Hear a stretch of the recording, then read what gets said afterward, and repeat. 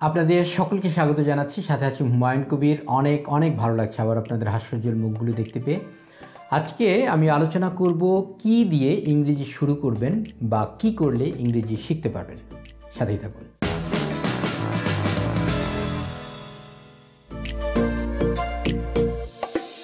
আগে এই প্রশ্নটার জবাবে আসি, কি করলে ইংরেজি শিখতে পারবেন।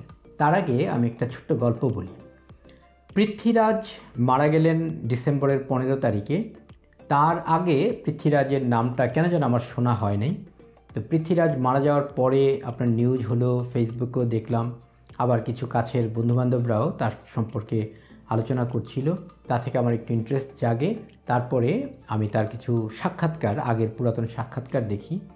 তো একটা সাক্ষাৎকারের কিঞ্চিত একটু অংশ আমি আপনাদের সাথে শেয়ার করি। সেখানে দুজন ছিল, ওরা দুই ভাই, পৃথ্বীরাজ আর ঋতুরাজ। তো তারা সঙ্গীত কি করে শিখেছে বা কিভাবে করে তারা রেওয়াজ করতো তার একটি ঘটনা বর্ণনা করতে যেয়ে পৃথ্বী ঋতু সম্পর্কে বলছে যে আমি তো দেখতাম ঋতু আপনার ওই ব্রাশ করতে করতে সারগাম করছে, অথবা ছোটোবেলা তার বাবা এবং মা দুজনেই সঙ্গীতের শিক্ষক। সুতরাং সকালবেলা উঠিয়ে দিত রেওয়াজ করার জন্য। তো বাচ্চা মানুষ ঘুমিয়ে যেত, ওই বাবার কোলেই বা মায়ের কোলেই তারা ঘুমিয়ে যেত, তাদের বাবা মার ক্লাস চলতো। এভাবে করেই তাদের কানে সঙ্গীতটা আসতো আর এভাবে করেই তারা শিখেছে। তো পৃথ্বীর কথা হচ্ছে, আলাদা করে তারা সঙ্গীতকে নিয়ে ওরকমভাবে বসে নাই যে আজকে সকালবেলা বসতে হবে বা বিকেলবেলা বসতে হবে, ব্যাপারটা এরকম না।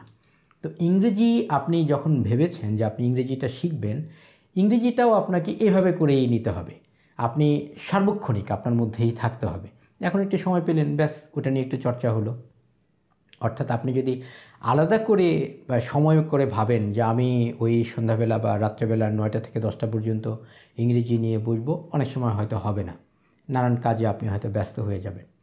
আরেকটা কথা বলি, ধরা যাক আপনার খুব প্রিয় একজন মানুষ যাকে আপনি খুবই ভালোবাসেন, তাহলে আপনি কি করবেন? তাকে নিয়ে আপনার কি এমন হবে যে আমি ওই শুক্রবারে শুধুমাত্র নামাজের পরে 10 মিনিট তাকে ভাববো, এরকম কি হবে? নাকি আপনার ওই জীবনানন্দ দাশের মতো হবে, আমি চলি সেও চলে, আমি থেমে যাই সেও থেমে যায়? মানে আপনার মাথার মধ্যে সব সময় তিনি বসবাস করবেন। ঠিক তাই, ওইভাবে করেই মাথার মধ্যে সবসময় বসবাস করবে, অর্থাৎ আপনার সাথে সাথে সবসময় চলবে। তো ইংরেজি কি করে শিখতে পারেন? ঠিক যদি এই কাজ করেন তাহলে আপনার অটোমেটিকলি ইংরেজি শেখা হয়ে যাবে। অর্থাৎ সার্বক্ষণিক আপনার মাথায় একটা ইংরেজির চিন্তা থাকবে। তারপরে এবার আসুন কি দিয়ে শুরু করবেন। আপনার মূলত দরকার কি? ম্যাক্সিমাম পিপলদের, যারা বিশেষ করে জব করেন, তাদের দরকার হয় স্পোকেন ইংলিশ। বাকিগুলো আস্তে আস্তে করে হয়ে যায়। স্পোকেন ইংলিশে আপনি যদি এক্সপার্ট হতে চান তাহলে কি করবেন? আমার একবার ইচ্ছে হলো যে আমি হিন্দি ভাষা শিখব, কারণ আমি বাংলা আর ইংরেজি মোটামুটি পারি, কিন্তু হিন্দিটা আমি মোটেও পারি না। কারণ আমি হিন্দি মুভি আমি কখনো দেখিনি, আগে দেখতাম না আর কি, পরে দেখেছি। মানে আমার হয়তো 25 বছর বয়স পর্যন্ত আমি হিন্দি মুভি দেখি নাই বললেই চলে। মানে দেখি নাই বলতে জীবনে দেখি না সেরকম না, ইচ্ছাকৃতভাবে দেখা, যেটা নিয়ে আগ্রহ নিয়ে, সেরকমটা আমি দেখিনি। আমি ইংরেজি মুভি দেখতাম ইংরেজি শেখার জন্য। তো যার ফলে হিন্দি ভাষাটা আমি মোটেও পারতাম না। তার পরবর্তী সময় আমি কিছু হিন্দি মুভি দেখে ভাষাটা কিছুটা আমি শুনে শুনে বুঝতে পারি, হয়তো 70-80%, কিন্তু বলতে কিছুই পারি না। তো আমাদের এলাকাতে এক সিনিয়র ভাই ছিলেন, তো তিনি খুব ভালো হিন্দি পারতেন। তো তাকে আমি বললাম যে ভাই আমাকে আপনি হিন্দি শিখান। তো তিনি তো গড়গড় করে হিন্দি বলা শুরু করে দিলেন। তো আমি সেখান থেকে একটি বাক্য কেবল শিখেছিলাম, আজও আমার সেই একটি বাক্যই পারি, সেটি হচ্ছে ক্যাসে হে আপ। এরপরে আমার আর কিছুই শেখা হয়নি। তো যে জন্য এই গল্প বললাম সেটা হচ্ছে, আপনি কোনো জিনিস শিখবেন আর আপনি সেটার সাথে লেগে থাকবেন না, তা কিন্তু হবে না। অর্থাৎ শিখতে হলে আপনার সেটার সাথে লেগে থাকতে হবে। এখন ধরা যাক আপনি ইংরেজি শিখতে চাচ্ছেন, কি শিখবেন? আপনার বসের সাথে আপনাকে কথা বলতে হয়। তাহলে আপনি কল্পনা করা যাক আপনার বসকে আপনি প্রথমে কি বলবেন। আপনি হয়তো বলবেন হ্যালো স্যার, হাউ ইউ।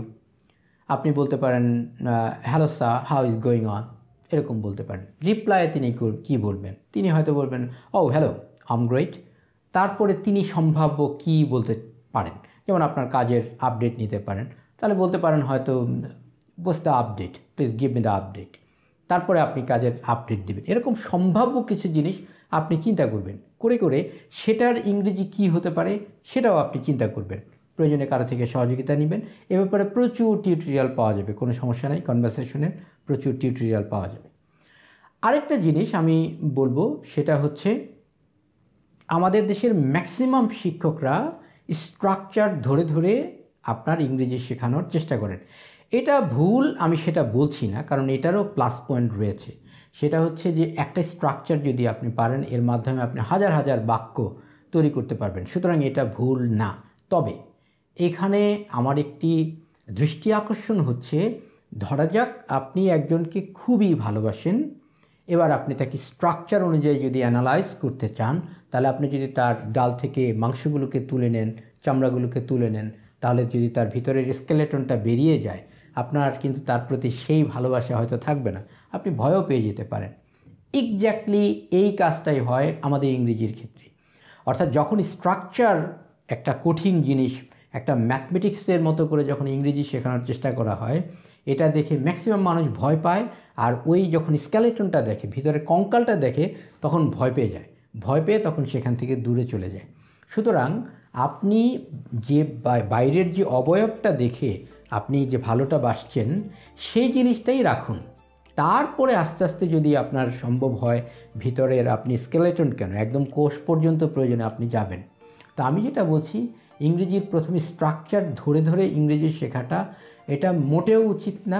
এটাও আপনার ভালো কার জন্য, যারা আরও গভীরে ঢুকতে চান তাদের জন্য।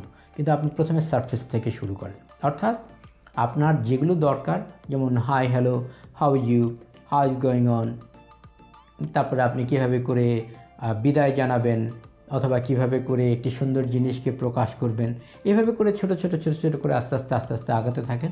আমার মনে হয় এরকম 200 থেকে 300টি বাক্য যদি আপনার জানা থাকে অ্যাটলিস্ট, তাহলে আপনি কাজ চালিয়ে যেতে পারবেন। যখন আপনার কাছে মনে হবে আপনি টুকটাক পারেন, তারপরে কিন্তু আপনি আগ্রহটা আপনার মধ্যে তৈরি হবে। আর যদি আপনি দেখা গেল যে আমি 1 মাস, 2 মাস, 3 মাস, 4 মাস করলাম কিসের স্ট্রাকচার ইত্যাদি প্র্যাকটিস করে আমি কিছুই পারি না, তখন আপনার মধ্যে সে আগ্রহটা আর থাকবে না। সুতরাং অ্যাটলিস্ট আপনি অল্প কিছু বাক্য তৈরি করেন বা শিখুন, যার মাধ্যমে আপনি টুকটাক কিছু কথোপকথন করতে পারেন। তাহলে যখন আপনি দেখবেন আপনি মোটামুটি পারেন, তখন আপনার মধ্যে আগ্রহ জন্মাবে। আর আপনি যখন মোটামুটি পারেন, তখন আপনার জন্য এই পুরো পৃথিবীই খোলা। ইন্টারনেটের জগতে ইউটিউবে প্রচুর সুন্দর সুন্দর ভালো আপনার চ্যানেল আছে, সেখান থেকে আপনি সুন্দর সুন্দর ইংরেজি আপনি অটোমেটিকলি আস্তে আস্তে শিখতে পারবেন। সুতরাং শুরুটা করেন। তো যাই হোক, শেখাটা কবে থেকে শুরু করবেন? এখন থেকে শুরু করেন। আমি আপনাকে বলছি হ্যালো, হাউ আর ইউ, অথবা বলছি hello, how is going on, অথবা বলছি hello, how have you been. ব্যাস, আপনি উত্তর করেন আই এম ফাইন, গ্রেট, অথবা আপনি যেভাবে বলতে চান। তারপরের প্রশ্নটা কি হতে পারে সেটা কল্পনা করুন, তারপরে বলুন। তবে এক্ষেত্রে একটা কথা বলবো, এই বাংলা থেকে হুবাহু ট্রান্সলেশনে গেলে একটু প্রবলেম হয়। যেমন আমরা কেমন আছেন বলি, কিন্তু ইংরেজিতে হাউ ইউ খুব একটা বলে না, তারা অন্যভাবে বলে, যেমন হাউ ইজ গোয়িং অন ইত্যাদি। তো যাই হোক, শুরুটা হোক অন্তত পক্ষে, তারপরে আপনার জন্য পথ আপনি নিজেই খুঁজে নিতে পারবেন। পরবর্তী ভিডিওর জন্য অপেক্ষা করবেন না, অপেক্ষা করার দরকার নেই। পরবর্তী ভিডিওতে আপনাদের সাথে আবার দেখা হবে। সে পর্যন্ত সকলে ভালো থাকুন, আর করোনার মধ্যে নিরাপদে থাকুন, অন্যদেরকে নিরাপদে থাকতে উৎসাহিত করুন, দেশকে ভালোবাসুন, বিশ্ব মানবতার কল্যাণে কিছু করুন। ভালো থাকুন।